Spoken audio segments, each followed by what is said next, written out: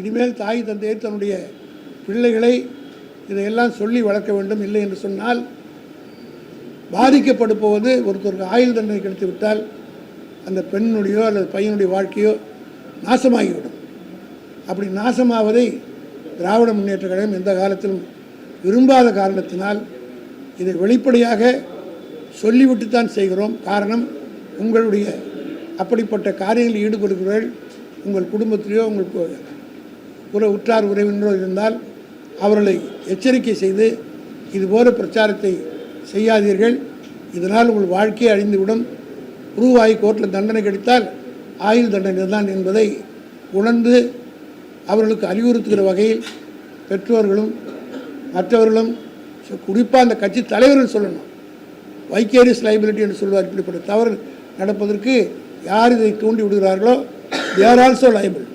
இதையெல்லாம் சட்ட ரீதியாக என்ன நடவடிக்கை எடுக்கப் போகிறோம் என்பதை சட்டத்துறையினுடைய செயலாளர் மூத்த வழக்கறிஞர் இன்னார் அவர்கள் இப்பொழுது தெளிவாக குறிப்பிட்டு முன்வைக்கப்படுவார்.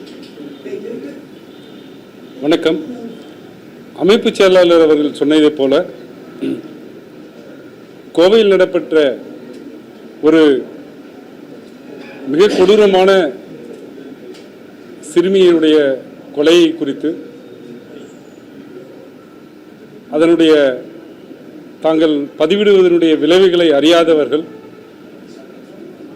அனைவர் மனத்தையும் புண்படுத்தும் விதமாகவும், குறிப்பாக திராவிட முன்னேற்ற கழகம்தான் இதற்கு காரணம் என்றும் அரசில் இருப்பவர்களுடைய மீது வெறுப்பு வருவதற்காக இது போன்ற செயல்களில் ஈடுபடுகிறார்கள் என்று ஒரு பொய்யான தகவலை பதிவிட்டு அது சமூக வலைதளங்களிலே பரப்பப்பட்டு வந்தது. அமைப்பு செயலாளர் அவர்கள் சொன்னதைப் போல அவதூறு வழக்குகள் தனிப்பட்ட புகாராக கொடுக்கப்பட்டு அதிகபட்சம் 2 ஆண்டுகள் தண்டனை கொடுக்கக்கூடிய வழக்குகள். ஆனால் இப்போது இது போன்ற குற்றங்களில் ஈடுபடுபவர்களுக்கு ஒருவேளை இன்ஃபர்மேஷன் டெக்னாலஜி ஆக்ட் பிரிவு 66F என்பது குறித்து தெரியாமல் இருக்க வேண்டும், அல்லது அது குறித்தான புரிதல் இல்லாமல் இருக்க வேண்டும். எனவேதான் அவர்கள் தங்களை அறியாமல் இது போன்று செய்து கொண்டிருக்கிறார்கள்.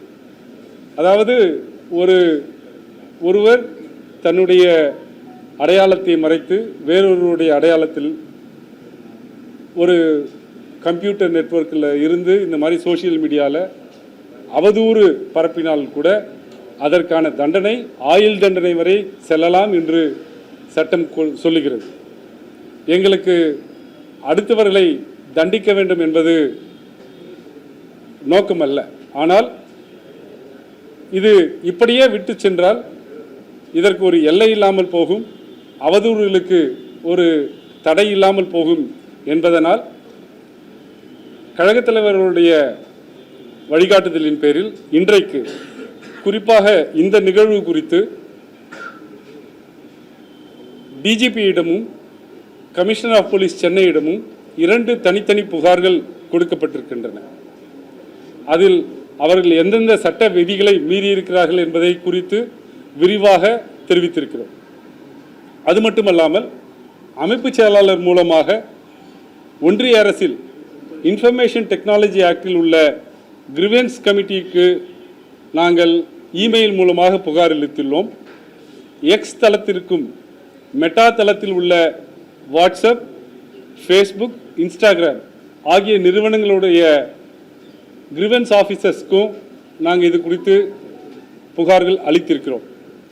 இன்டர்மீடியேட்டரி ரூல்ஸ் அதன்படி அந்த சமூக வலைத்தளங்கள் அவருடைய கிரிவென்ஸ் ஆஃபீஸர்ஸ் இதில் தலையிட்டு அதுபோன்று வரக்கூடிய செய்திகளை உடனுக்குடன் நீக்கிவிடவும் அந்த சமூக வலைத்தள கணக்குகளை நீக்கிவிடவும் புகார் அளித்திருக்கிறோம்.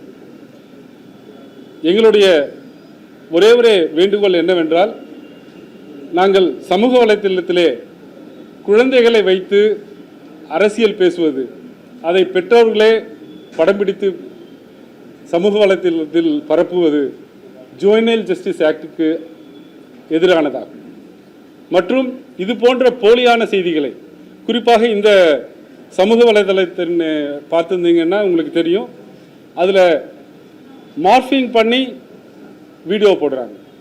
அது மிகப்பெரிய குற்றமாக இன்ஃபர்மேஷன் டெக்னாலஜி ஆக்டில் பார்க்கப்படுகிறது. நாங்கள் புகார் அளித்திருக்கிறோம். நடவடிக்கை எடுக்கப்படவில்லை என்றால் உரிய நீதிமன்றத்தை நாடுவோம்.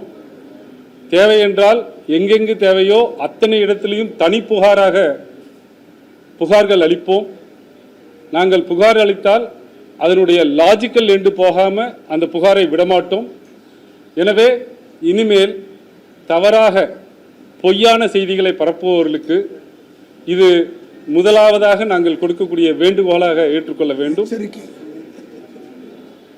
தயவு செய்து அரசியல் ரீதியாக எந்த கருத்தையும் பதிவிடுங்கள். நாங்கள் அதற்கு பதிலளிக்க தயாராக இருக்கிறோம், கடமைப்பட்டிருக்கிறோம். பொய்யான செய்திகளை, அவதூறான செய்திகளை, எந்த அடிப்படை ஆதாரமும் இல்லாத செய்திகளை இதுபோன்று பரப்பிட வேண்டாம், மக்களை திசை திருப்பிட வேண்டாம் என்று கேட்டுக்கொள்கிறோம்.